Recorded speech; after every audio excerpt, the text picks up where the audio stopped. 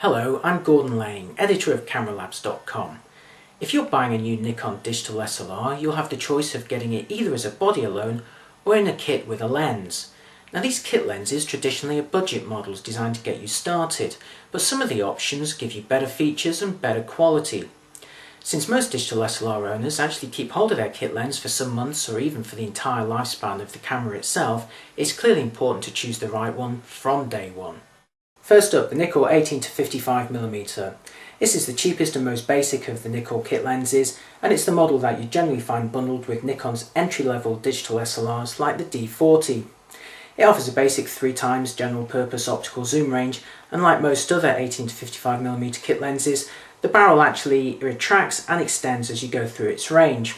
Here it is zoomed all the way out to 18mm, and you can see the barrel slightly extended here. As I zoom it in though, you'll see the barrel retract and then extend again at the 55mm position. Also, like most other 18-55mm kit lenses, this end element rotates as you focus. You can see that happening here. Now this doesn't make a great deal of difference to normal photography, but if you're using a polarizing filter, it can be a little bit frustrating. Also, the manual focusing on this lens is not the easiest or the most sophisticated that you'll find. You have to hold on to this little section at the end and rotate it like so. Again, you can see the end element rotate and also the barrel extend as you focus.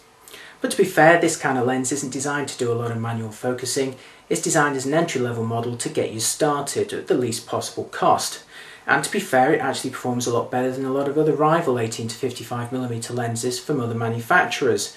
The picture quality is better, and in terms of focusing, it's a lot quieter and a lot quicker than some rival models. Next up, the Nikkor 18-70mm. This lens is designed as a step up for people who demand better quality from their kit lens, and it offers several benefits over the standard 18-55mm. Most obviously, there's the slightly longer focal range of 18-70mm. It gives you greater flexibility. The maximum aperture is also brighter than the other three lenses on test here. When they're all zoomed in, they open to a maximum of f5.6. This lens opens to a maximum of f4.5 when it's zoomed in, and that can be handy if you want a greater blur the background of portraits or work under dimmer conditions.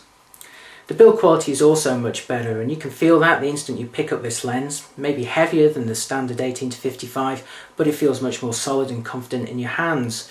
Also, the zoom ring feels much smoother. Here you can see it extended fully to its 70mm focal length and back again to 18mm. You also notice there's a proper manual focusing ring and even a little window to actually show the focusing distance here. As I turn that, you can see those figures change. You also notice that the end element isn't turning when I do the manual focus, or in fact obviously the autofocus. This is very useful if you're using a polarizing filter. So all in all, several benefits for going for the 18-70. It's a great step up if you demand a better quality kit lens. The third lens on test here is the Nikkor 18-135mm. This lens was introduced with the Nikon D80 and is the most popular kit lens option for that body. Since then, however, it's also become available as the kit lens for other Nikon digital SLRs, so it's an interesting option to consider. Most obviously, what you get is a much longer optical zoom range. If we look at it from the side as you zoom in, it goes from 18mm in this position all the way to 135, and you can see that barrel does extend quite a long way during that process. Now when you are zoomed all the way into 135mm, you've got to watch out for camera shake.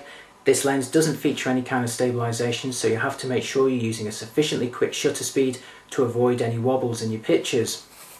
This lens range, however, is very flexible in use, and it's so much more so than the standard 18-55mm. The build quality is also better than the 18-55, and if you have a look at the front element, it also doesn't rotate when you focus the lens. There's also a decent manual focusing ring here, although it doesn't have the focusing distance marks of the 18-70 or the 18-200. In terms of build quality, it's roughly between the 18-70 and the 18-55, so it's better than the cheapest option, but it's not quite as good as the better Nikkor zoom lenses that are out there.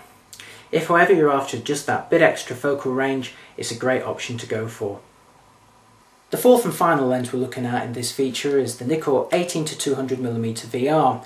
Now strictly speaking, it's not a standard kit lens, but it's one that we've seen many stores bundling with Nikon's higher end digital SLRs like the D200.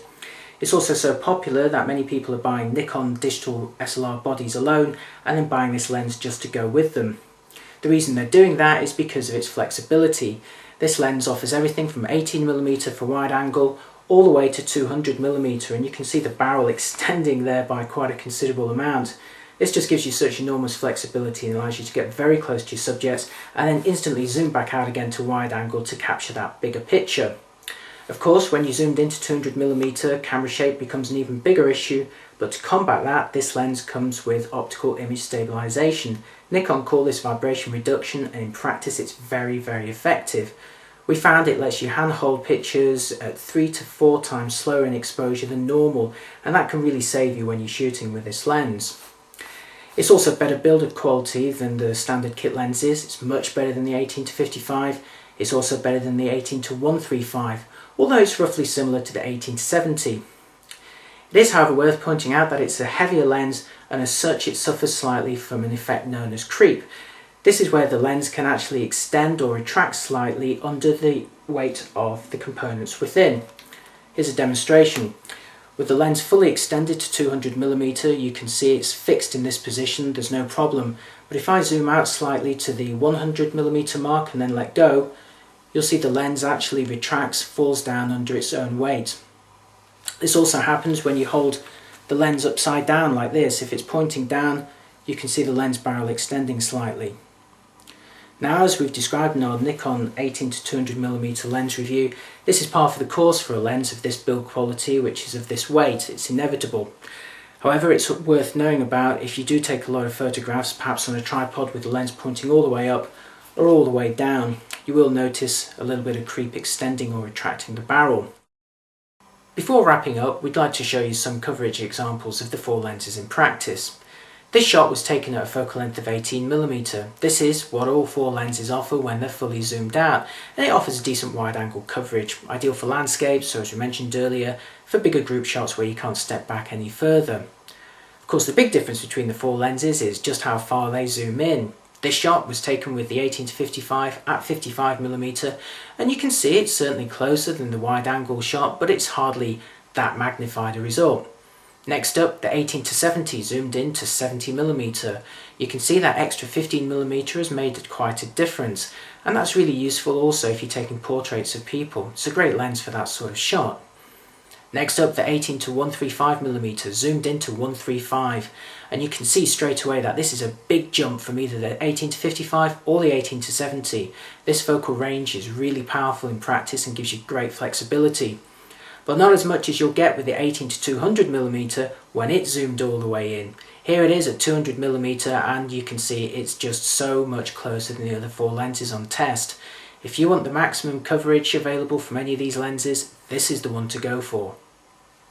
So there's pros and cons to all 4 lenses.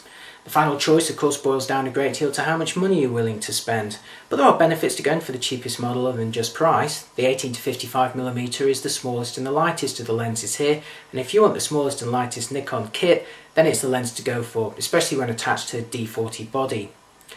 If you're after a real step up in terms of quality from a standard kit lens, the 18-70 is a great choice. However, it doesn't offer the focal range flexibility of the 18-135, and it's really nice to see Nikon introduce this kit lens as an affordable option for people who want that bit longer reach. Most other manufacturers, after all, stop at 55 or 70mm on their kit lenses, so to go to 135 is a really great benefit.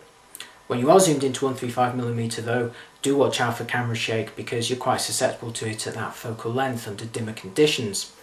Now of course, that's not such a big issue if you've got the 18-200mm with its vibration reduction facilities, and this lens is unsurprisingly the most desirable and the most flexible of all 4.